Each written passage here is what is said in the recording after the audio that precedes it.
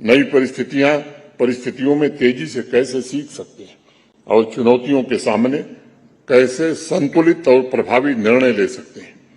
अब यूनिवर्सिटीज को स्टूडेंट्स को ये सिखाना होगा कि सीखना एक निरंतर प्रक्रिया है।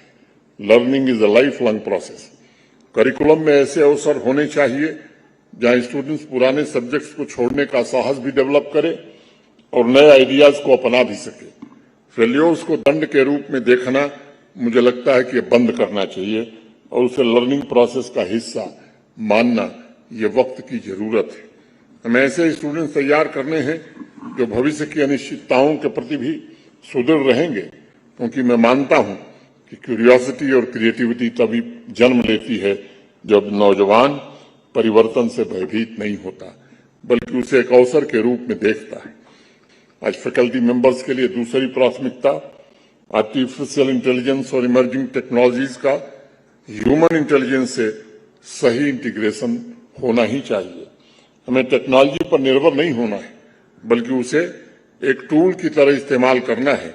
यह प्रयोग साइंस, ह्यूमैनिटी, मैनेजमेंट, आर्ट सभी डिसिप्लिन में करने की आवश्यकता है।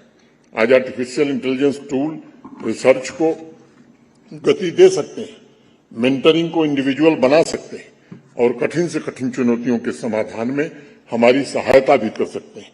लेकिन इसके साथ साथ मॉरल एजुकेशन भी बहुत आवश्यक है। स्टूडेंट्स को समझना होगा कि टेक्निकल टूल्स का उपयोग करते हुए बायस्ड या डिस्क्रिमिनेशन से कैसे बचा जा सकता है। तीसरी सबसे बड़ी प्राथमिकता आज हमारे सामने वैश्विक कोलैबोरेशन और इंटरडिसिप्लिनरी कोलैबोरेशन की है। मॉडर्न प्रोफेशनल चुनौतियां आजकल परस्पर जुड़ी हुई है, इसलिए यूनिवर्सिटीज को सब्जेक्ट्स की सीमाओं को तोड़कर इंटरडिसिप्लिनरी कोलैबोरेशन को अनिवार्य बनाने की आवश्यकता है। इंजीनियरिंग के स्टूडेंट यदि ह्यूमैनिटीज और आर्ट्स के स्टूडेंट्स के साथ मिलकर सस्टेनेबल सिटीज का कॉन्सेप्ट तैयार करें या बायोलॉजी के स्टूडेंट्स इकोनॉमिक्स के स्टूडेंट्स के साथ मिलकर एपिडेमिक मैनेजमेंट की स्ट्रेटजी विकसित करें तो समाधान अधिक समग्र और अधिक प्रभावी होगा। अंत में मैं अपनी बात पूरी करने से पहले सभी विद्यार्थियों से कहना चाहूंगा कि एजुकेशन कोई प्रिविलेज नहीं है बल्कि यह परिवर्तन का सबसे पावरफुल इंस्ट्रूमेंट है जो इंसान के हाथों में सौंपा गया है। एजुकेशन जीवन की दिशा बदलता है। एजुकेशन परिवारों की राह मोड़ता है। नौजवानों के हाथों में एजुकेशन का पूर्ण उपयोग भारत के भविष्य को नए सिरे से लिखने में होना चाहिए।